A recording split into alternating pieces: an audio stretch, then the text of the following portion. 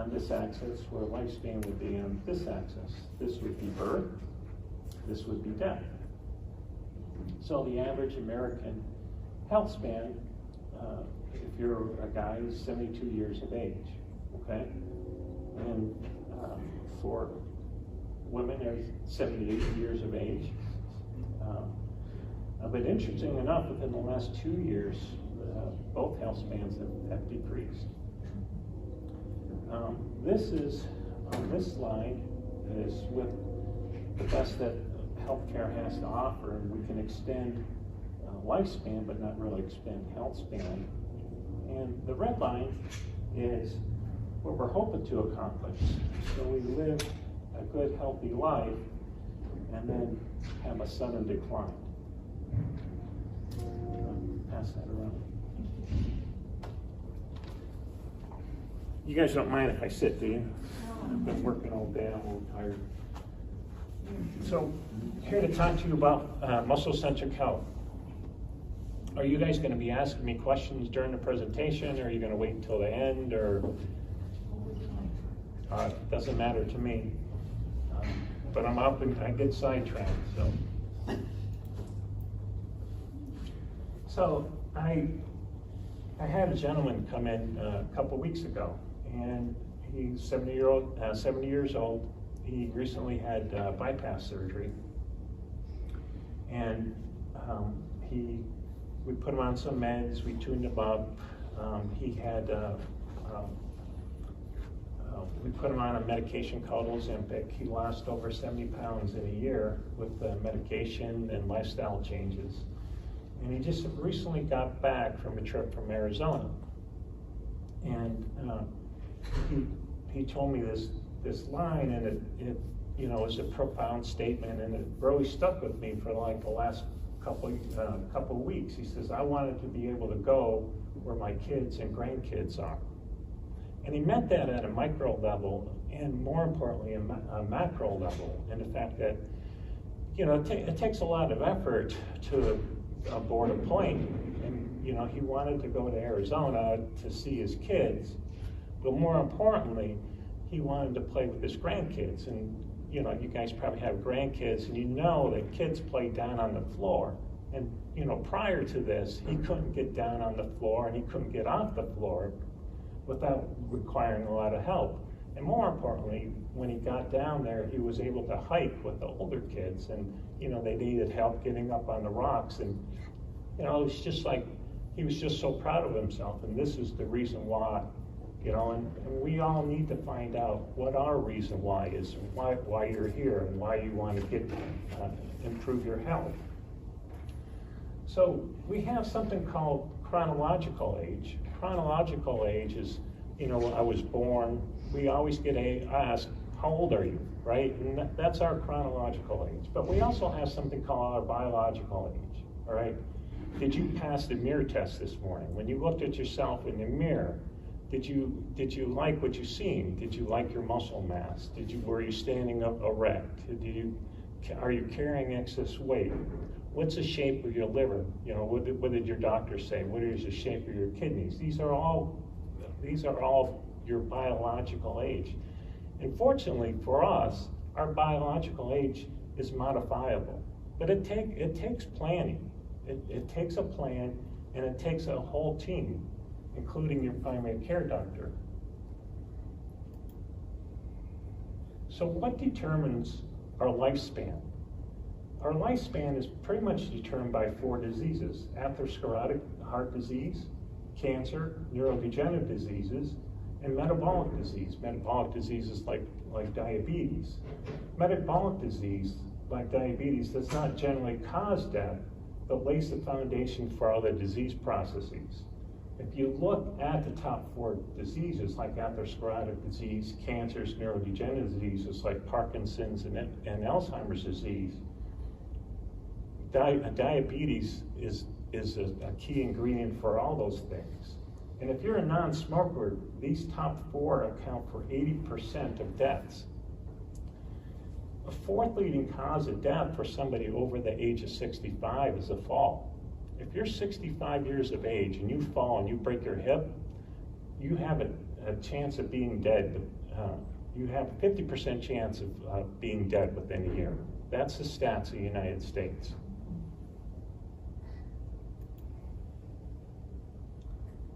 So by maintaining our muscle mass as we age, we have a good shot of avoiding obesity, diabetes, heart disease, and cancer. The average American loses about 1% of their muscle mass after the age of 35. That equates to 2% of our strength. For every time we lose 1% of our muscle, we lose 2% of our strength and 4% of our power. While we lose muscle, we also lose bone density. Every muscle crosses a joint. So by contracting my bicep, right, I'm putting tension on my humeral head. And so by doing so, I'm stimulating the production of what we call osteoblasts. It's those osteoblasts that keep our bones dense. And when you think about bone density, you're thinking about overall health. You know, we're living in a age of COVID, right? And so you always hear about B cells and T cells, but those are generated by our bone. So the healthier your bone is, the healthier your immune system. So it all goes back from point A. So the healthier my muscle is, the healthier my bone is, the healthier my immune system. But all these organs are related, right? So reducing our muscle mass plays a big role in bone density. So the denser our bones are, the less that we have to worry about fractures later on in life. The loss of muscle mass also means loss of mobility. And as far as diabetes is concerned, this thing's jumping, I'm sorry. So as far as diabetes is concerned, as we lose muscle mass, so muscle mass, as we eat food, our body's going to produce sugar from that food, right? Well, our major storage area for glucose is muscle. So 80 to 90% of the sugar we ingest, if we're not moving around, it needs to be stored someplace. And if we're losing storage areas, then that glucose ends up going back to your liver. And the liver has very few areas to store glycogen. And so this gets converted into fat.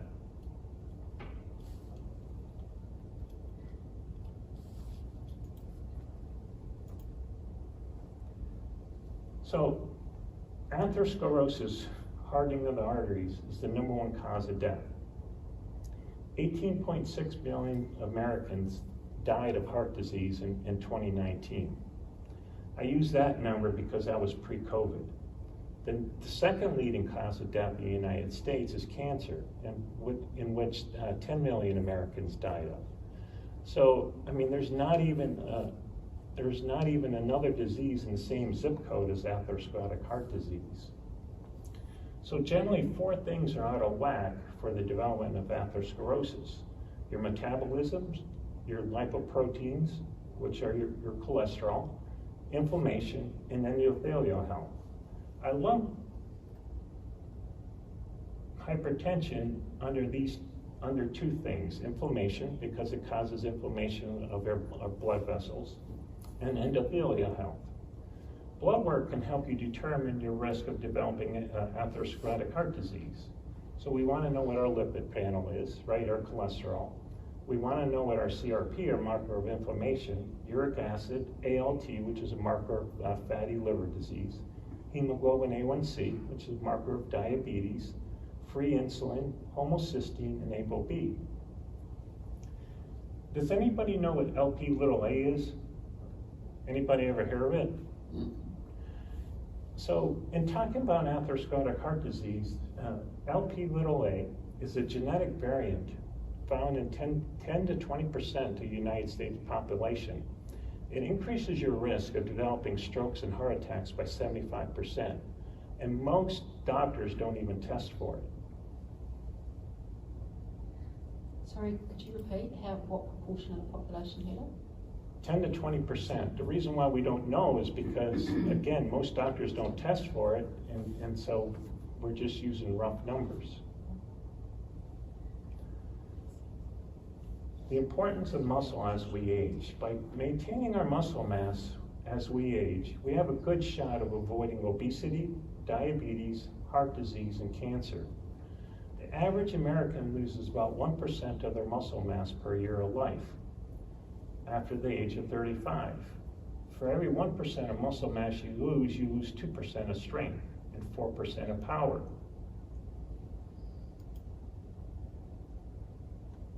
So I had the pleasure of watching Dr. Fakalad's talk the other day.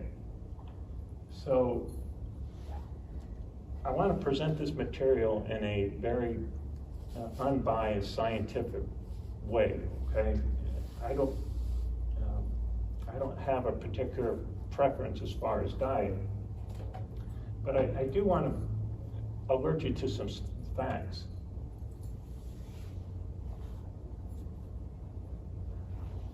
The average American diet is already 70% plant-based.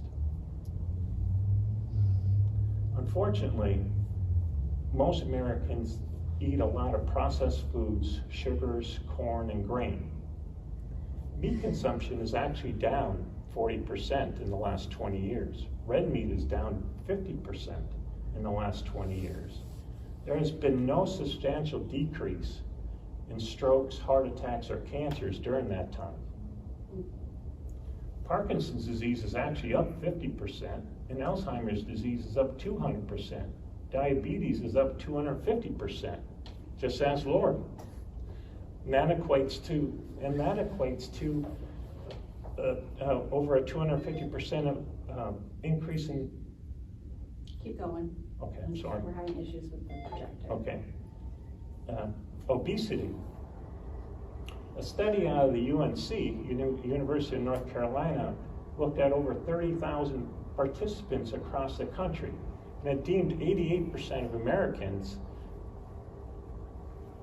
metabolically unfit, meaning they had at least one marker of being metabolic unfit, meaning that they either had elevated blood sugar, an elevated ALT, a fatty liver, hypertension, elevated triglycerides, a low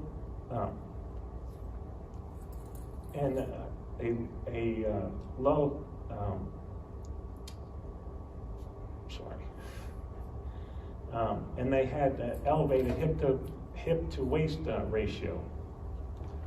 Another more recent stat that I found very shocking is Americans account for 4% of the world's population, but we accounted for 16% of the world's death from COVID.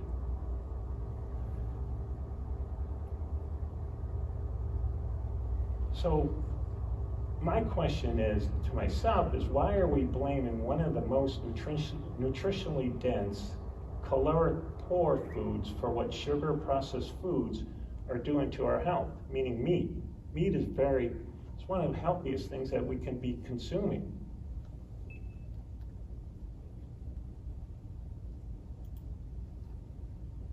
So I don't know if any of you guys seen my presentation a year ago last June, and I talked about 4 pillars of health. But since that time, I've added 2.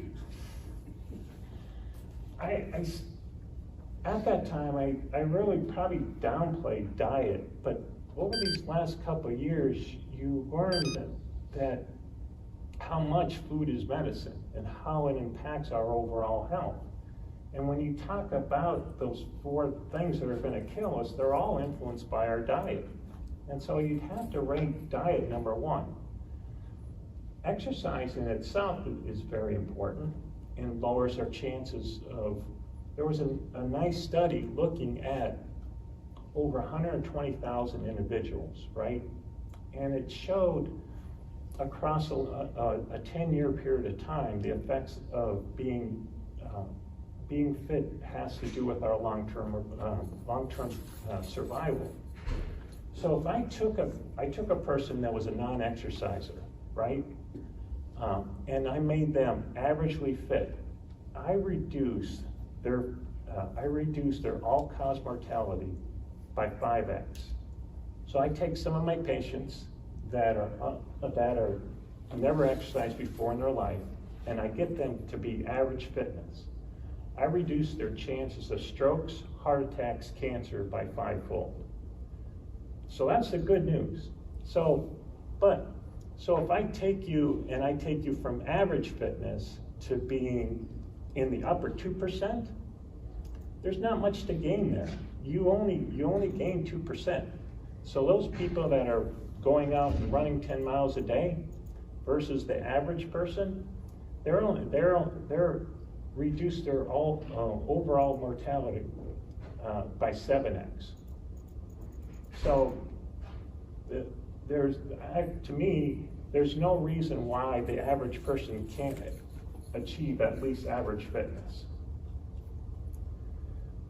Sleep is very important. Stress management, of course, is important. And then the two new ones that I've added were sun. Sun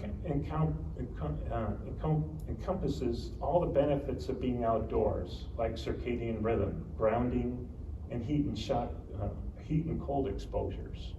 Anybody that knows me knows that I'm a big sauna person. I'm probably a little bit weak on the cold exposure thing, but there's a guy out there by the name of Wim Hof that's really into cold exposures, and if you want to dive into that, you can always Google his name. Sun is very important. So I'm often see my patients, and one of the first things they complain about is their lack of sleep and how much problems they have with sleep. And the problem, the first thing that I ask them to do is to go out first thing in the morning and catch the morning sun. So by getting morning sun, you're actually setting your circadian rhythm. You're setting your circadian clock. So first thing in the morning, our serum cortisol level should be at its highest. That's why if we check our blood sugar first thing in the morning, it's going to be high because your cortisol level is high, okay? And that's quite normal. And at that time, your melatonin is also going to be at its lowest point at first thing in the morning. And what should happen during the course of the day is cortisol should lessen while melatonin gradually gets its momentum and gets at its highest point at the end of the day. The problem is that if we get exposed to bright lights, right, our cortisol level is going to go up, it's going to reset our clock, and the melatonin is going to go down. So therefore, you're going to have problems sleeping at night. So you need 3 active ingredients for a good night's sleep.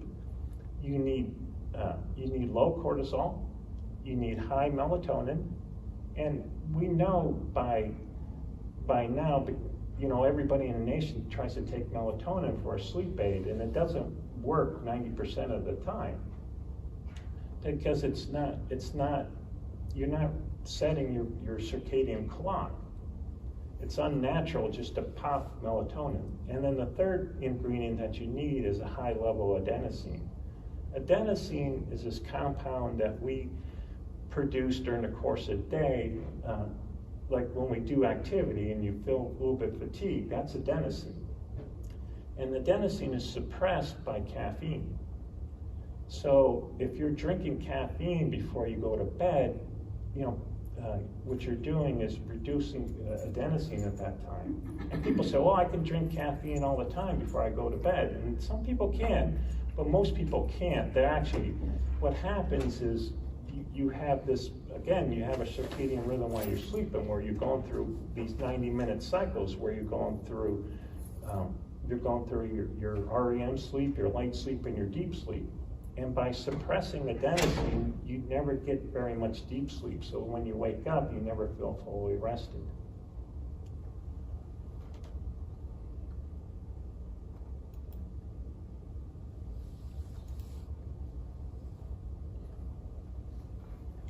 So one of the things that I've been reading quite a bit about is spiritual well-being.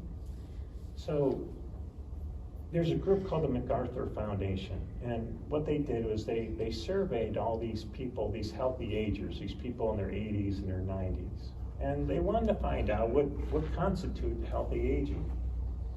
One of the things that they found out was one of the common components of healthy aging was their maintenance of physical activity over the course of their lifetime. And the other thing was their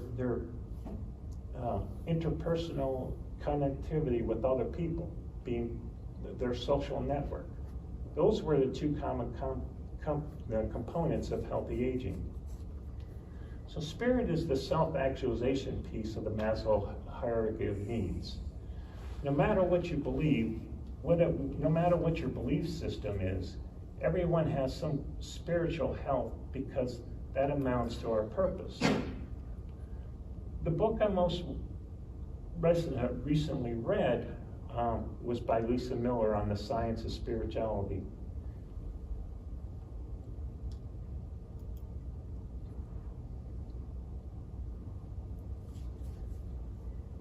When we talk about protein, we're really referring to the amino acids. There's 20 amino acids. We have a requirement for 9 essential amino acids, meaning that the body cannot make them. Every amino acid has a role in metabolism. Examples of these are leucine, mTOR, which stimulates a pathway called mTOR. We're going to be talking about that in a little bit. Arginine, which stimulates nitric oxide. Think about endothelial health. Example of nitric oxide producer would be Viagra. And cysteine, which stimulates a pathway called glutathione. Think vitamin C on steroids. It's the body's most potent antioxidant.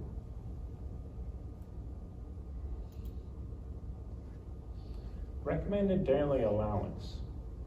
So protein requirements were first studied in the 1900s in the development of some animal husbandry. Animal husbandry, they wanted to find out what made animals grow. It was then studied during World War II, where protein was expensive, and we needed to know the minimum amount of protein to keep the soldiers healthy enough to fight, but not enough to get sick. And believe it or not, since that time, the RDA has not changed, and it remains at 0.6 to 0.8 grams of kilogram of body weight. So like most of our RDAs,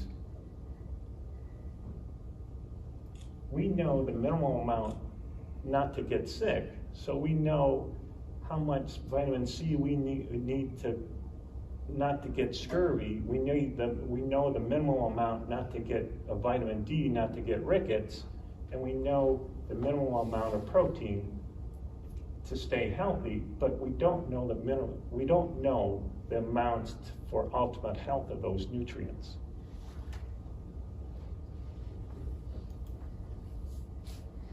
So what happens to muscle as we age?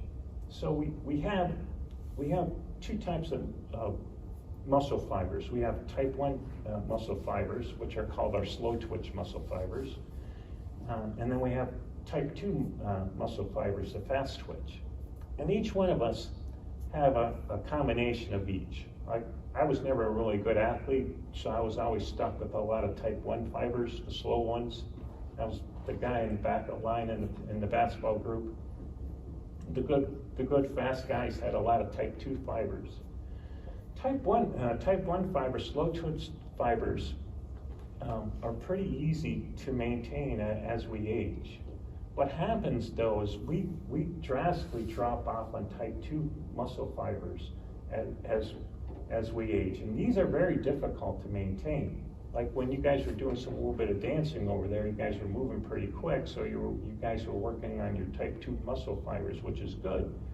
And you ask, why do I need to maintain these type 2 fibers? What do I need these for? I'm not going to be sprinting, I'm not going to be playing basketball.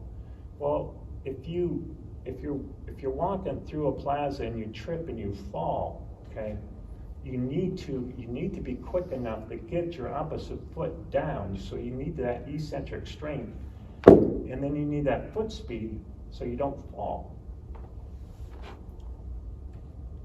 As we age, our muscle in general becomes insulin resistant. That's been a catchphrase in every commercial now. Everybody asks me about Golo. I'm sure you guys seen those commercials.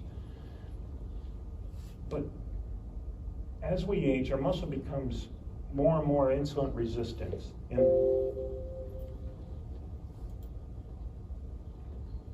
And less sensitive to protein.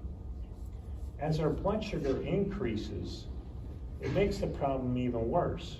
So if we have a constant elevation of blood sugar, what happens is the body actually produces lipids, produces fat by a process called de novo lipogenesis, the production of fat.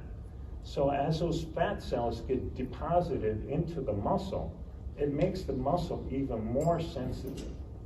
It makes the muscle even more insulin resistant, which is a huge problem because insulin is a signaling molecule. It signals growth.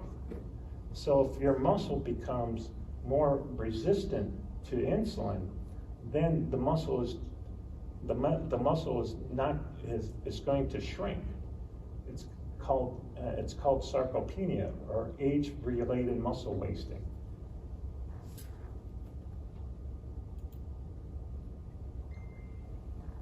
So just a brief word about protein quality. Not all protein is the same. Food labels and some Netflix documentaries will make you believe so. So Dr. Fakala, she mentioned something called forks over knives. I work with Dr. Esselstyn at the Cleveland Clinic, and he's the one that developed this program. They try to reverse coronary artery disease. Unfortunately, I've met several people that been through the program, and the results were not favorable at all. And not to knock Dr. Esselstyn, I have a lot of respect for him for what he's doing, but the guy's in his 80s and he can barely walk. I mean, when you look at those documentaries, they're telling you that, you know, you can be as healthy as a horse by eating all these greens, right? What you need to understand is we're not ruminant animals, okay? Ruminant animals have certain bacteria in their gut, and so they are able to take up nitrogen, okay, and convert that nitrogen into those nine essential amino acids that we can't make. And no matter what we do, we can't have that bacteria in our gut. We cannot manufacture those 9 amino acids. 2 factors go into determining protein quality, and the composition of the amino acids that we ingest and the bioavailability of how it's digested and absorbed.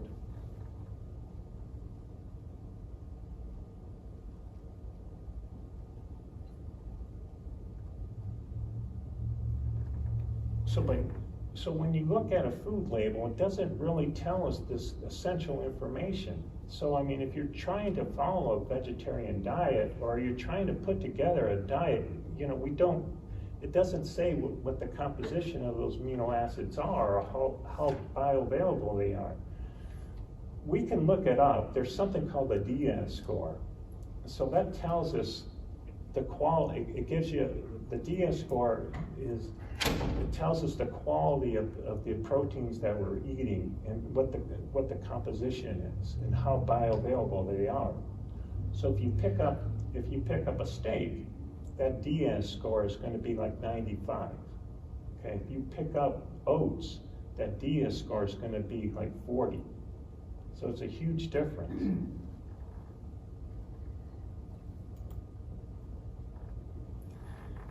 Plant protein. We need to realize that in a plant, the protein is there for the purpose of the plant. It's attached to fiber. When we eat plants, only 60 to 7% of the protein is available because we cannot digest that fiber, which is a good thing too. We eat oat protein found in a lot of the cereals that we eat, like Cheerios. It's only 40% available for us. This makes it very difficult to compare foods and build a meal around it.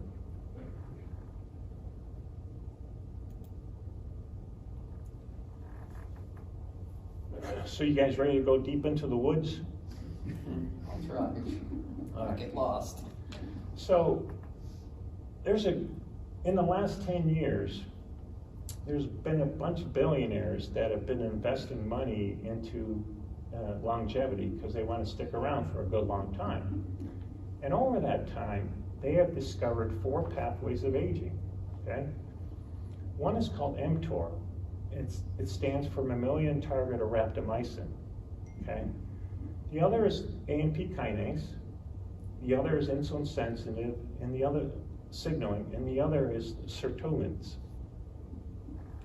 So the mTOR signaling is located in every tissue of the body, and each tissue is sensitive to a certain degree for these signals. Leucine, which is that amino acid we were talking about, insulin, AMP kinase, and something called RED1. RED1 is stress sensitive, particularly to resistant exercise.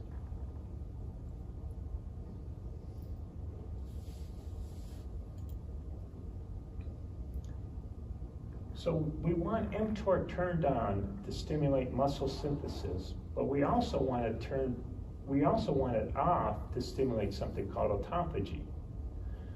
Most cells die through what is known as something called apoptosis, but some cells just get diseased and they don't die. They're called senescent cells, or you can think of them as being like zombie cells.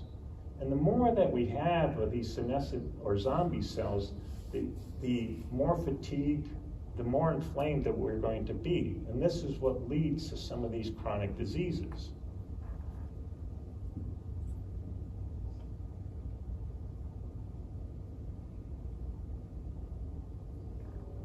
So by not stimulating mTOR, we stimulate a pathway called autophagy, which is the process of cleaning up these senescent or zombie cells. Think Pac-Man. So some scientists believe that following a low-protein diet is the way to go to extend our lifespan. Fasting has been the only modality to ever extend lifespan in mice. But more and more scientists believe that we can benefit from both, and this is why I call it the Goldilocks problem. So we want a period of stimulating mTOR, and we stimulate mTOR by eating enough leucine for protein synthesis, and a period of mTOR where we turn off mTOR and stimulate autophagy.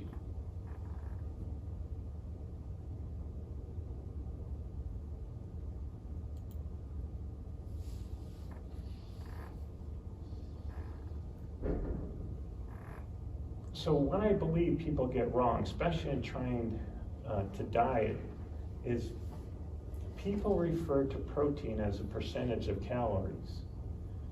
Protein needs to be looked at as an absolute number, no matter what you call your diet. It's something we need to build our diets upon. Depending on your goals as to whether you want to maintain or build muscle mass, your protein intake should be 1.6 to 2 grams of protein per kilogram of body weight. To stimulate this pathway of mTOR, which stimulates protein synthesis, you need at least 30 grams of high-quality protein, which equates to roughly 3 grams of leucine.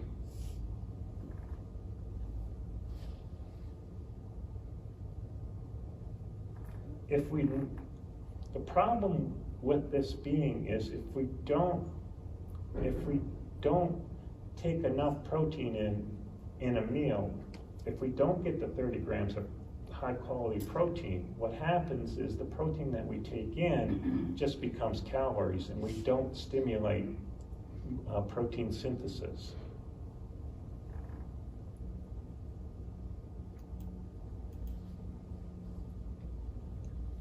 This is just a quick example. If you're a 55-year-old woman and you decide to go on a 1,200 calorie diet, your protein requirement stays the same at 100 grams. So now your protein needs are 35 to 40% of your calories. When people are doing weight loss, it is important to remember that protein requirements are an absolute number and not a percentage of your calories.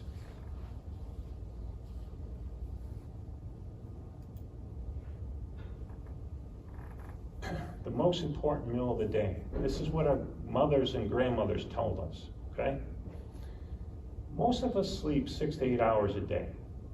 If we ate a good dinner and didn't snack, and we had a good overnight fast of 12 to 16 hours, this means our protein synthesis is down and mTOR signaling molecule is down-regulated. Overnight, you have to understand that our muscles are not functioning, our muscles are at rest, right? But the rest of our organs are still going. So our brain, our heart, our kidneys, our liver, our pancreas, they still need energy. Their energy source is our muscles. They're taking amino acids out of our muscles and using that as fuel. So when you wake up, what do most Americans do? We get up and we grab coffee. Well, we just got done sleeping 6 to 8 hours, so we're waking up, we're in a dehydrated state. The very first thing that we should be doing first thing in the morning is drinking about 1 liter of water to get hydrated, and then drink our coffee. The other mistake that Americans make is think about what we eat for breakfast. We eat cereal, we eat oatmeal, and think that's healthy, but it's all carbohydrates. We eat pancakes, bagels, waffles, all carbohydrates. And I just got done telling you that our muscles are depleted from our organs overnight.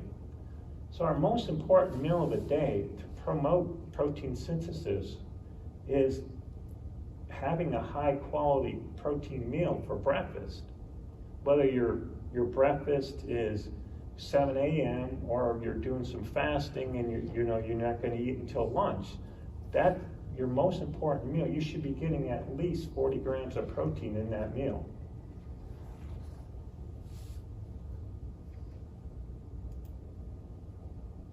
So the data clearly indicates that the first meal of the day and the last meal of the day are the most important. That we should be getting at least 40 grams in both of those meals.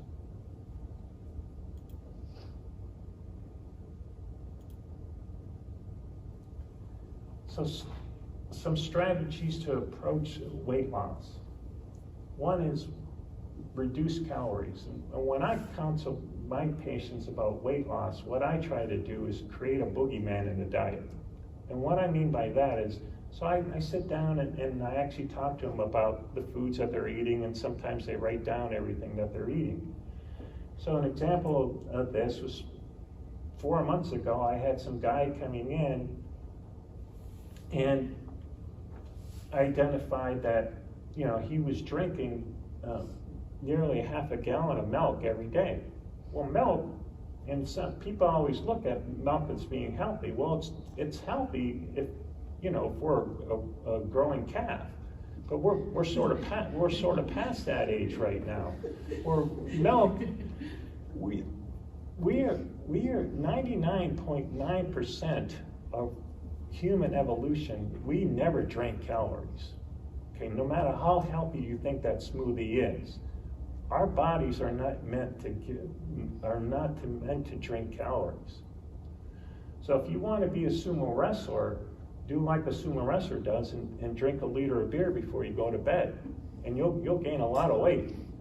But it's the same thing in the fact that when you drink something with calories,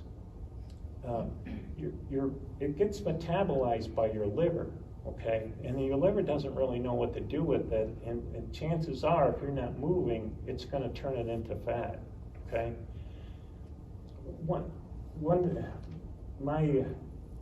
My college master's prepared nutrition class, the instructor, Dr. Flash, she always runs a little experiment the first day of class, where she'll find a little girl and she'll have 12 ounces of orange juice, which is equivalent to roughly 4 oranges.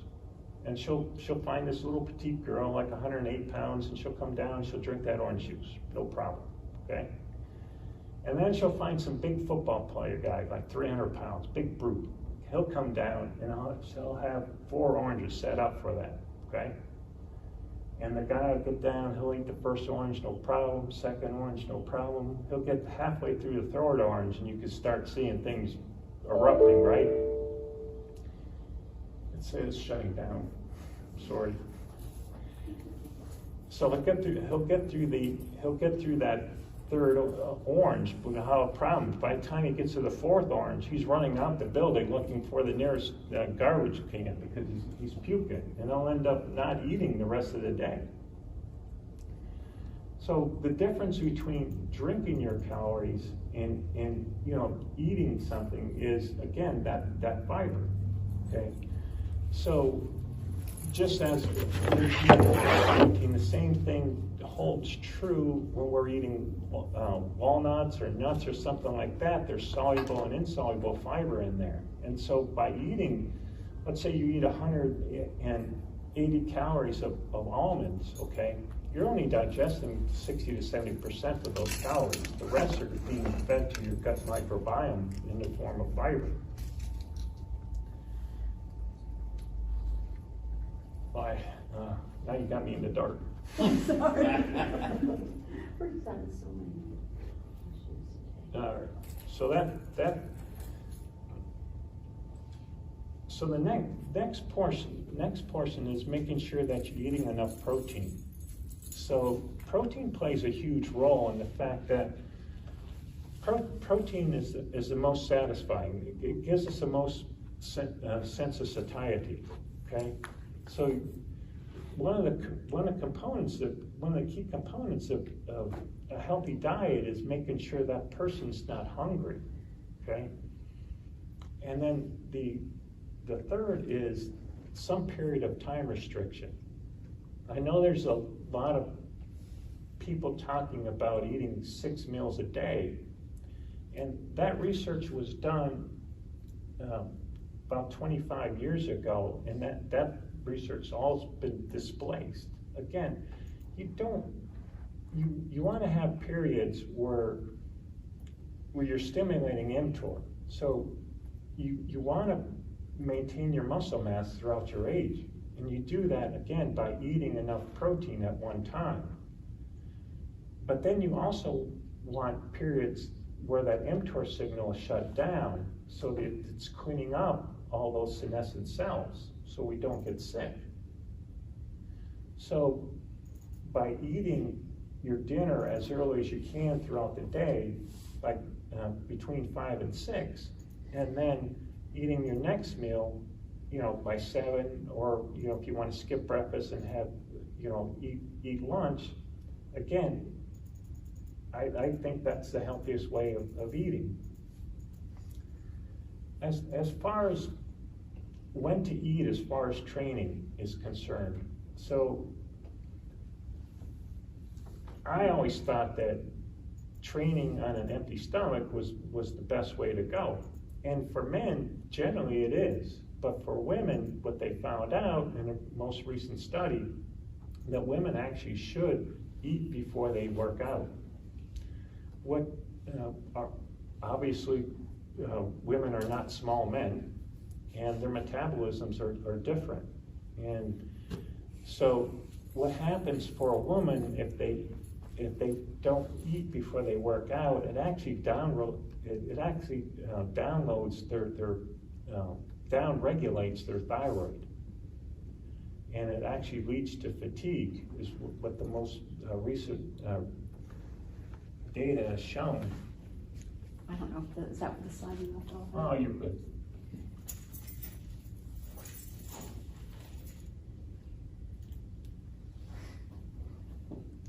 So one of the other key things about eating enough protein is that we know that most overweight individuals tend to have big post-meal glucose and insulin swings, where 2 hours after a meal, their blood sugar crashes. And by reducing the amount of reducing the amount of carbohydrates, you're not going to have those big, huge swings.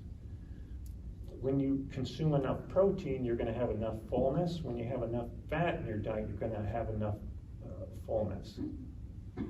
Protein also has a thermogenic effect.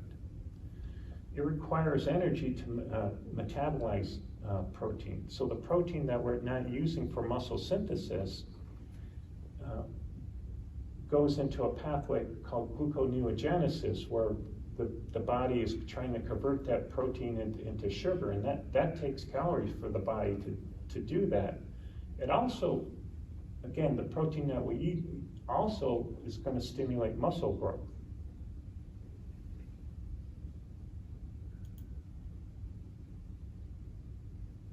So one of the things I tell my patients all the time, okay, is think of yourself as not being overweight, but under-muscled. And I'm really serious about this. If you really want to change the arc of your life, if you really want to change your body composition, if you really want to change your metabolism, you need to work this year on putting on 5 to 6 pounds of muscle. You say, Ben, how am I going to do that? Okay. Well, you're not. When I mention weight training to my patients, it's funny. The first thing they say is, "Well, I got some dumbbells at home," and they start doing this, right?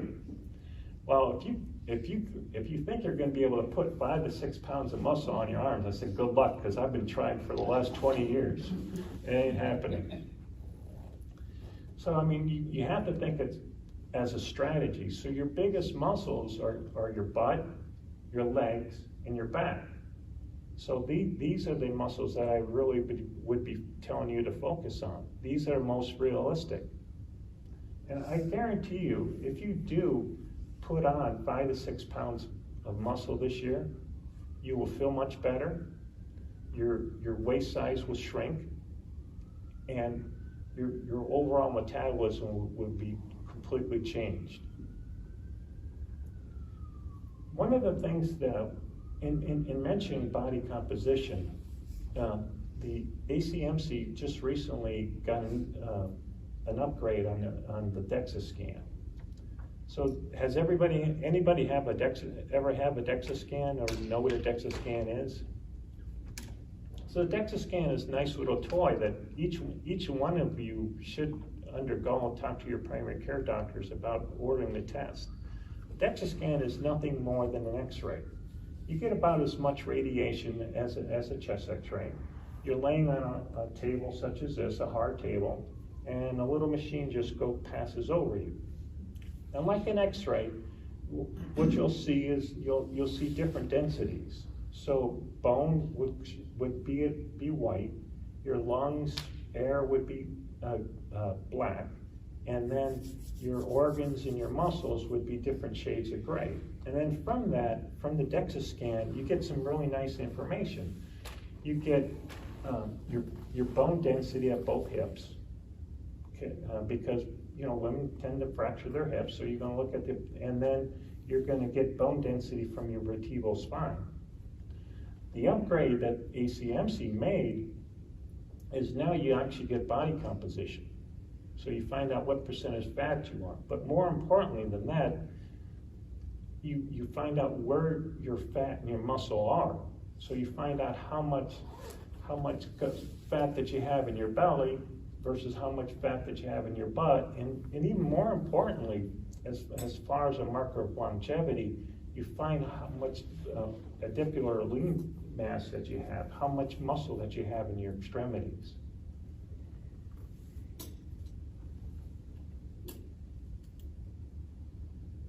So a couple of my pet peeves, and I don't mean to pick on Dr. Falk a lot, but so nutrition is not one size that fits all. Believe me, I look at all of us as being nutritional experts because we eat every single day, and we know, our taste, and we know what works for us, right? But there are some commonalities, and I do encourage you to build your diet around protein, because our goal in life is not so much longevity, but the health span. And to maintain our health span, the two biggest things about health span, what determines your health span is your ability to move, okay, and your ability to think. And both are interrelated. So if we lose our cognitive power, there's no sense of maintaining, our ability to move. But again, they're very related. You can predict somebody's chances of developing Alzheimer's disease by watching them jump. I mean, you can Google it. I mean, there's studies showing that your ability to jump will match your cognitive ability. So the other thing is, the other term I can't stand is everything in moderation. That tells me that, like, you're telling somebody it's okay to go to McDonald's. And it's just, you know, again, that's a term I never use. So the other thing that I really want to point out, there's a difference between cholesterol and saturated fat, okay? So when you look at an egg, okay, eggs are very high in cholesterol. I think there's like 180 grams of cholesterol in an egg, okay? But it's very low in saturated fat, okay? And we've known the difference between cholesterol and saturated fat since the 1960s. But it wasn't until 2015 that the American Dietary Association said it was okay to eat eggs. The reason being is the cholesterol that we eat is esterified, okay? Meaning it's a big, huge molecule. And at our gut, we have something called the Niemann-Pick axis. The Niemann-Pick axis doesn't allow us to absorb cholesterol this way. About 5% of the cholesterol in an egg gets absorbed. I have a patient that is on a farm. She eats 12 eggs a day. She has the best cholesterol panel of any of my patients, and I've probably seen 1,000 patients since I've been in Ashtabula. Saturated fat, on the other hand, if you want to get yourself on a statin, eat a steak a day, because your cholesterol will go way up. So we do not absorb cholesterol very readily, but we do absorb saturated fat, and so there's a huge difference. So that's my spiel. See that scan again. Can you spell that? DEXA scan, D, it's all capital letters, DEXA. I've never heard of it. Is that covered like under insurance? Oh yeah, definitely. I mean, it's something that especially, women should have this test going into menopause. Because what happens at menopause is you lose your estrogen, right?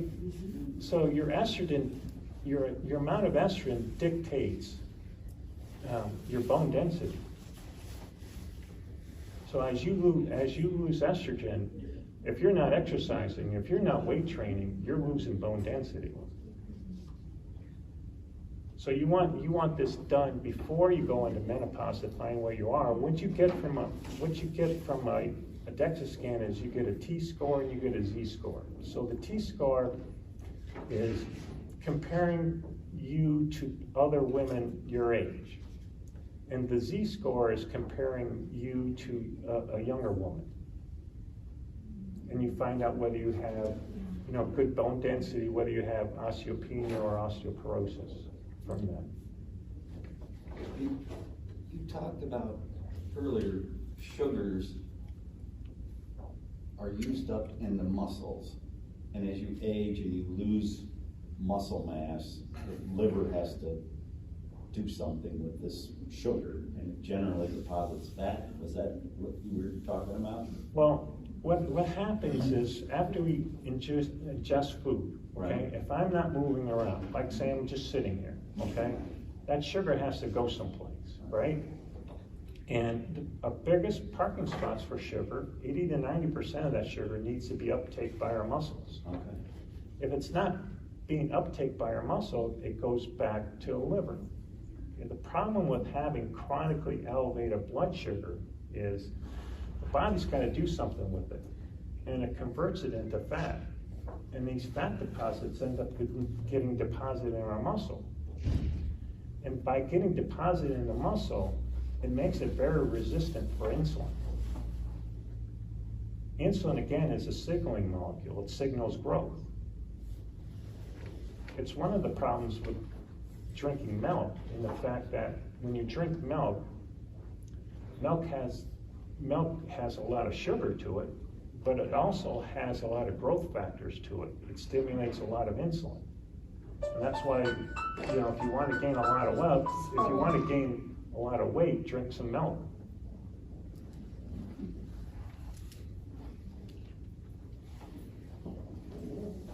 I have a couple of questions. Okay? First of all, I'm a vegetarian. So Okay. are you saying that you can't have a healthy protein diet? Or No, you're no, just no. saying, I've got I to be didn't say careful that. about how I much said- protein? I've never Yeah. said that. Yeah, I was Okay. just, yeah. I know, I have a lot of friends that are vegetarians. I have a lot of friends that are vegetarians and very good athletes. The problem being is, what I'm saying is these food labels don't differentiate the quality of the protein that we're consuming. And if we want to maintain muscle mass throughout our lifetime, it becomes very difficult. I mean, what my friends do that are athletes is they supplement with soy proteins, they supplement with amino acids, they supplement with creatine.